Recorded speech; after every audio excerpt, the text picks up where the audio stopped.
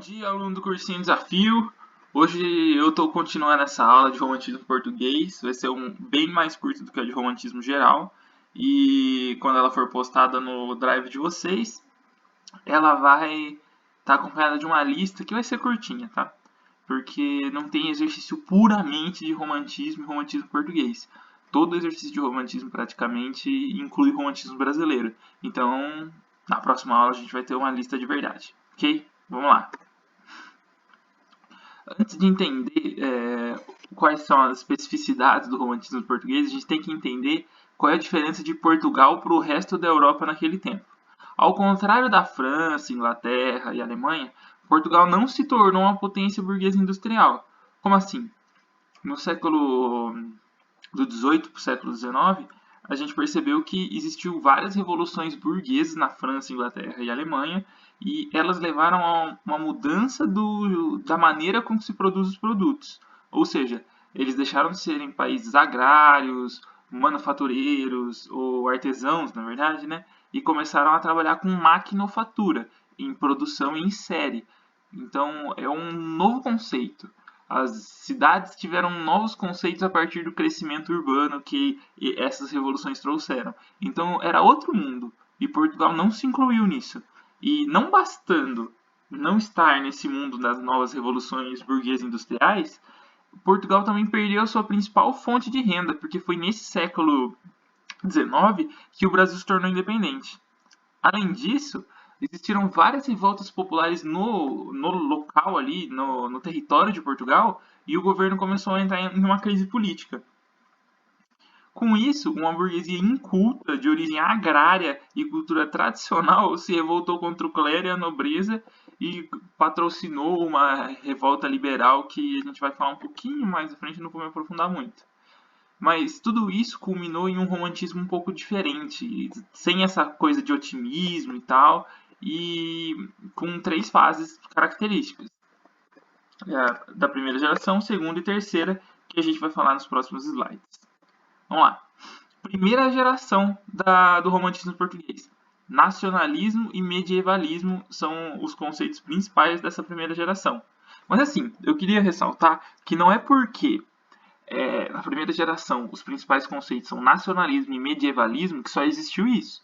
Porque, como eu falei muito na última aula, essa é uma escola absurdamente heterogênea. Então, o mesmo autor pode ter uma veia crítica e uma nacionalista, e a gente vai ver isso. Vamos lá. Aconteceu entre 1825 e 1840. Os nomes mais importantes são Almeida Garrett e Alexandre Herculano.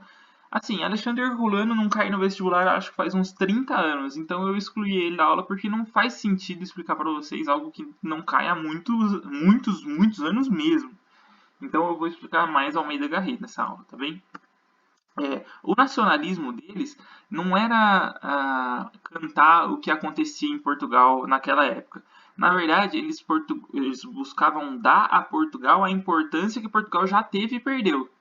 Então, Portugal foi uma grande nação, foi muito importante na expansão marítima, mas perdeu essa sua importância. E eles cantam a importância perdida. Eles idealizam Portugal. E eles usam para isso modelos medievais, como eu falei na última aula, que é um certo passado glorioso, entre aspas, porque ele é tratado assim, apesar de ser muito criticável e considerar isso glorioso, sabe? Mas eles usam como se fosse um passado glorioso para defender os valores e os princípios, a essência portuguesa. Enfim. Já na segunda geração, a ultra-romântica, ela foi inspirada principalmente no Lord Byron, como eu falei na última aula, que é um poeta inglês, que tem um exagero visceral, assim, de eventos passionais e muito intenso. Ela aconteceu entre 1840 e 1850 e tem como principal nome Camilo Castelo Branco, que é um autor muito interessante e que fez com que a prosa ganhasse destaque, porque Almeida Garrett ele escrevia romances, prosas e também poesia. E o Camilo Castelo Branco escrevia praticamente só novelas, também romances, mas principalmente novelas, que são textos em prosa. Então ele deu destaque a isso. E ele trouxe ele usou como produto da sua obra novelas passionais. O que são isso?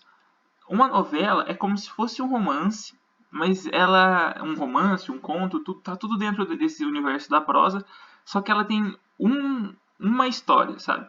Tipo, um romance geralmente tem várias histórias acontecendo ao mesmo tempo. E a novela, nesse contexto, não novela da Globo, esse tipo de novela, ela é geralmente mais simples e ela só tem uma história acontecendo. E passionais porque elas são tomadas de grandes sentimentos intensos, de emoção de melancolia, de perda, de paixão no sentido de amor, enfim. E esse modelo de novela passional era exatamente o que ansiava a alma portuguesa. Assim, diante de um país que do primeiro pódio, do primeiro local do pódio do mundo, foi direto para uma crise absurda e nunca mais saiu, tudo que a alma portuguesa, que as pessoas de Portugal queriam ler, eram grandes tragédias, mortes, amores, coisas intensas, já que o país estava em crise, era como se fosse um escapismo mesmo. Já na terceira geração, a gente tem uma transição para o realismo, que aconteceu entre 850 e 865. Mas aqui não tem grandes autores, a gente não vai entrar muito nisso. A gente vai entrar mais nisso na brasileira, tá bem? Nessa transição para o realismo. Ela antecipa algumas características, é óbvio, é uma transição para o realismo. E a gente consegue perceber claramente uma veia mais crítica. Até o Camilo Castelo Branco tem uma transição para o realismo no final da carreira, tanto que Cabeça, Coração e Estômago, que é da lista da Unicamp, já tem mais um quê crítico, tá bem? Principalmente uma crítica sobre a burguesia agropecuária, que é o flagelo português até hoje, né? Vamos lá! Vai ser rapidinho essa aula. Essa parte aqui é o final já. A gente vai falar sobre os principais autores para o vestibular, que é Almeida Garrett e Camilo Castelo Branco. Tem um monte de autor no romantismo português, é evidente, mas esses são não só os mais importantes, como os que mais caem. Aliás, os únicos que podem cair, porque os outros literalmente não caem. Vamos lá. Almeida Garrett viveu entre 1799 e 1854, morreu com 55 anos, naquela época ele morreu de velho, né? Que tem uma imagem dele para quebrar essa monotonia de só ter texto no meu slide. A gente está melhorando aqui a aula. Vamos lá. Ele começou a carreira literária como neoclássico arcadista, só que logo ele mudou para o romantismo, né? E, na verdade, iniciou o romantismo português em 1825, com o poema Camões, que a priori buscava cantar as grandezas do poeta, mas nessa veia ele já continuou e começou a falar de patriotismo, do passado glorioso português e com muitas características românticas. Por isso é considerado a primeira obra romântica em português. É um personagem muito interessante, o Almeida Garrett, sabe? Ele foi acusado de obscenidade, sim, mas é uma acusação que os motivos pelos quais a acusação foi feita não ganharam muita importância. Mas o que ganhou importância na história dele mesmo foi a participação dele na Revolução Portuguesa Liberal, que é aquilo que eu falei de uma burguesia agropecuária com cultura tradicional fez uma revolução liberal em Portugal. Exato. O Almeida Garrett foi um desses. E diante dessa treta absurda da Revolução Liberal, ele se retirou várias vezes do país, porque ele era um militante combativo e perseguido, ou seja, ele fazia isso para a própria segurança dele, né? E nessas viagens ele foi para alguns países, como Inglaterra e Alemanha, principalmente, onde ele aprendeu sobre o romantismo e ganhou na sua obra, porque quando isso aconteceu ele já era neoclássico, daí ele foi exilado e lá ele aprendeu sobre o romantismo, colocando essas características na sua obra. Então, as principais características que ele ganhou assim logo de cara que ele voltou do exílio foi o grande subjetivismo, que é romântico, o patriotismo, o medievalismo e um caráter libertário, principalmente numa veia crítica da obra dele. Até porque a principal obra dele, apesar de ser classificado como romantismo, é uma obra muito crítica, que é A Viagem da Minha Terra, de Almeida Garrett. Inclusive, é um livro que eu li no ensino médio, se vocês quiserem ler, é um livro muito interessante.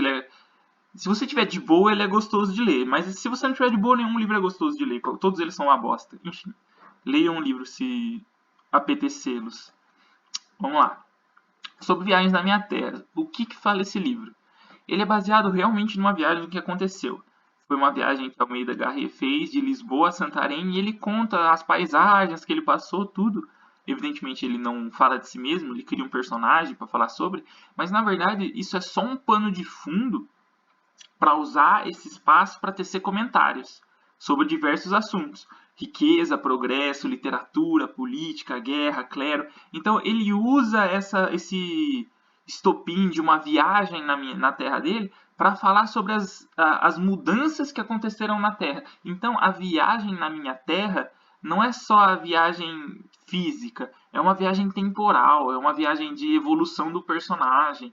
Não é uma essa palavra viagem, ela não está presa só no sentido de deslocar-se de local. Ela está no sentido a uma mudança, sabe? A mudança que Portugal viveu e ele discute sobre isso, a mudança que o personagem estava vivendo. E só que o livro não acaba aí. Quando ele chega a Santarém, daí tem uma face mais romântica, que é quando tem uma história trágica de amor de Joaninha, Carlos, Georgina e Frei Diniz. Enfim, é aqueles amores impossíveis, trágicos. Joaninha se apaixona por Carlos, Carlos é apaixonado por Joaninha, mas Carlos ama Georgina, que é uma namorada que ficou na Inglaterra. Daí Georgina vai lá e Frei Diniz tinha uma amante. Assim, o que importa de tudo isso, eu não vou contar a história porque não é o que vai cair para vocês, mas é que ele tem uma veia crítica muito interessante e uma veia irônica muito interessante, porque ele nunca faz uma crítica direta a Frei Diniz por ter uma amante, mas ele deixa implícito, é um Frei que tem uma amante, tem alguma coisa errada nessa história. E tudo isso é muito interessante. E é muito claro que essa obra e a obra de Almeida Garré influenciou outro imenso autor português que foi essa de Queiroz. Então, ele foi escrito em folhetis, ao gosto dos românticos, e por fim, ele influenciou muito a escrita de Essa de Queiroz, que é um escritor muito importante, apesar de ter uma escrita chata pra caralho. Se alguém já tentou ler Essa de Queiroz, é difícil, mas enfim, ele influenciou muito essa, e essa também é importante, a gente pode gostar ou não. Vamos ler um trechinho de Viagem da Minha Terra, capítulo 21, mas é só para vocês sentirem como que é a levada do livro e tudo. As estrelas luziam no céu azul e diáfano, a brisa temperada da primavera suspirava brandamente. Na larga solidão e no vasto silêncio do vale distintamente se ouviu o doce murmúrio da voz de Joaninha. Claramente se viu o vulto da sua figura e do companheiro que ela levava pela mão, e que maquinalmente a seguia como sem vontade própria, obedecendo ao poder de um magnetismo superior e irresistível. Passavam, sem ver e sem refletir onde estavam, por entre as vedetas de ambos os campos, e ao mesmo tempo de umas e outras lhe bradou a voz breve e estridente das sentinelas. Quem vem lá? Estremeceram involuntariamente ambos com o som repentino da guerra e de alarma que os chamava à esquecida realidade do sítio, da hora, das circunstâncias em que se achavam. Enfim, é só para falar desse tom soturno da noite que os dois amantes estão tão enlaçados do próprio amor que nem percebem o que acontece em volta. Essa é a ideia desse trecho. Assim, não tem nenhum exercício sobre isso, até porque não existe. Eu pesquisei, nossa, um zilhão de exercícios e eu não achei nenhum que falava só sobre romantismo português, tá bem? Claro, eu pesquiso exercício de 2014, 15 pra frente. Antes eu acho que não vale a pena também achar um exercício muito velho de um jeito que nem cai mais, tá bem? Mas agora vamos falar de outro autor. Camilo Castelo Branco. Assim, é muito interessante Camilo Castelo Branco.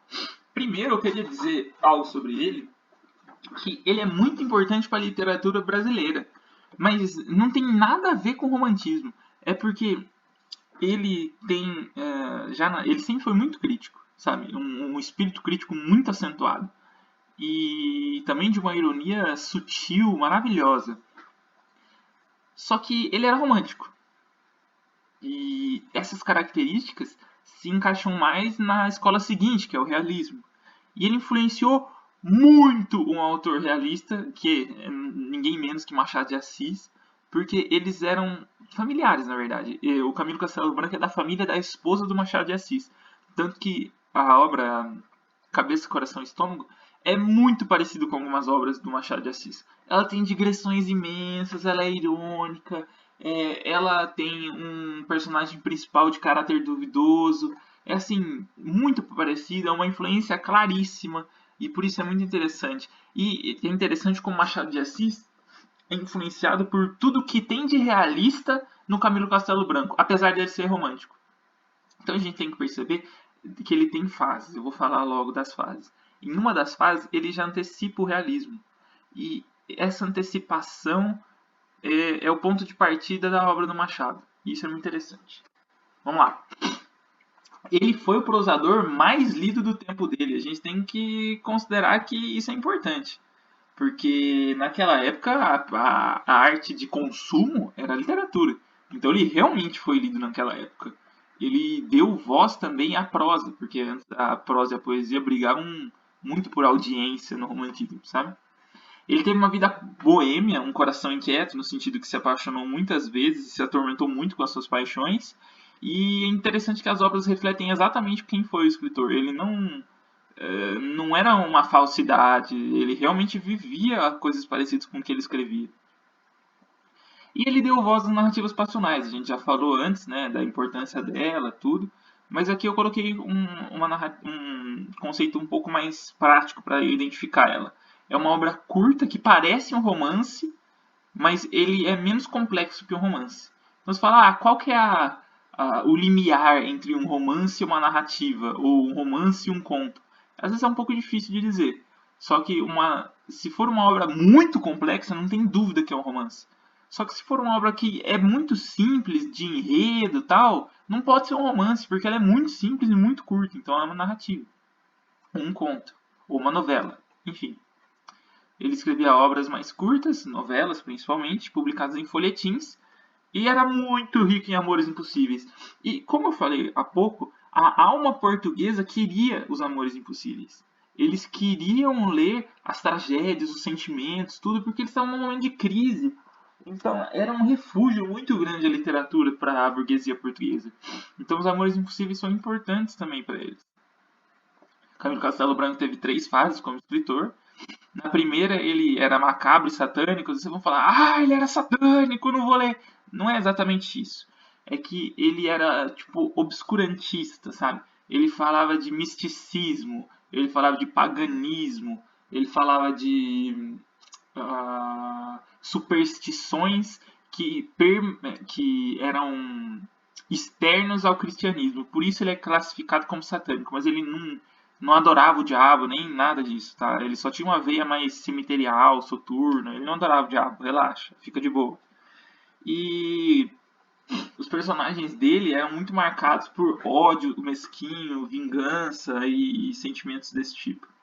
Na sua segunda fase, ele foi um ultra romântico, a rigor, como ele ficou famoso, com histórias de tragédias que pareciam muito com as tragédias gregas e de uma passionalidade muito grande.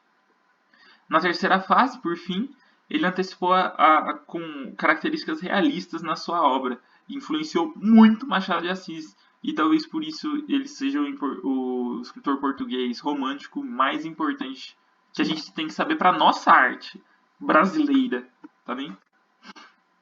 Essa é a principal obra dele. A principal obra no sentido de circulação. Foi a mais consumida, a mais vendida, a mais falada, acho que até virou novela.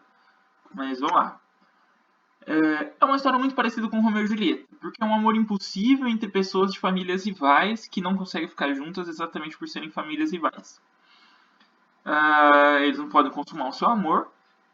O que faz essa obra interessante literariamente, além de tudo isso, é que ela tem uma riqueza epistolar, ou seja, ela tem cartas que eles escrevem um para o outro. Então você só conhece os dois principais personagens pelas cartas que eles escrevem um para o outro.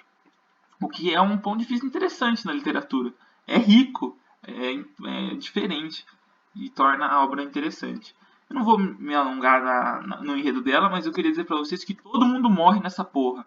No final tem o mocinho, a mocinha que não consegue ficar junto, ele é exilado, daí ela vendo ele sendo exilado, ela morre, daí no meio do caminho de barco ele tem febre e morre, daí ele tem uma melhor amiga que vê o corpo dele sendo jogado pra fora, percebe que ela sempre foi apaixonada por ele e morre, e todo mundo morre nessa porra. É bem romantismo exagerado, tá bem? Essa é a ideia de Camilo Castelo Branco.